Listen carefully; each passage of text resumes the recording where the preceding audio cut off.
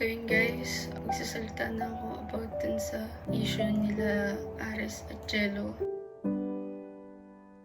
tungkol sa pambababae nila.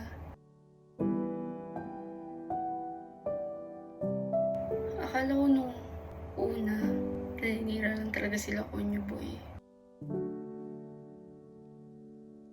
So, ayun, parang unti-unti na ako naniniwala sa kanila. May katotohanan din pala yung sinasabi nila.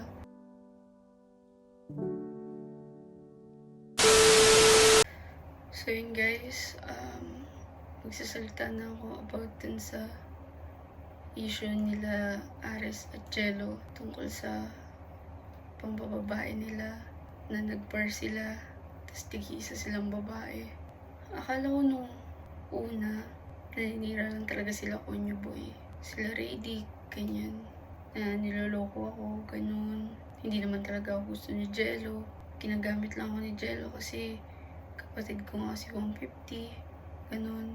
So, ayun, parang unti-unti na ako naniniwala sa kanila.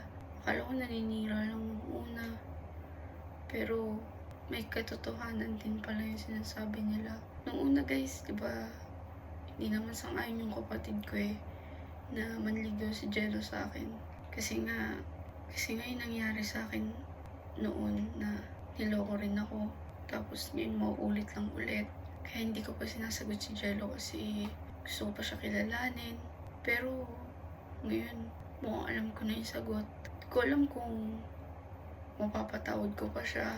Masakit kasi yun Masakit kasi yun sa babae.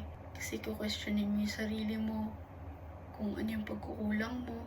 Hindi na siguro matutuloy yung vlogs namin ni Jello guys. Titigil ko na rin yung panliligaw niya. Magpo-focus na lang muna ako sa sarili ko. Sana maintindihan niyo rin ako kasi hindi madali yung kasalanan niya. Hindi ganun kadali na mapatawad ko siya. Hindi ko rin alam kung mapapatawad ko pa. Kasi siguro hindi talaga kami tinadhana para sa isa't isa. So, tigil na lang.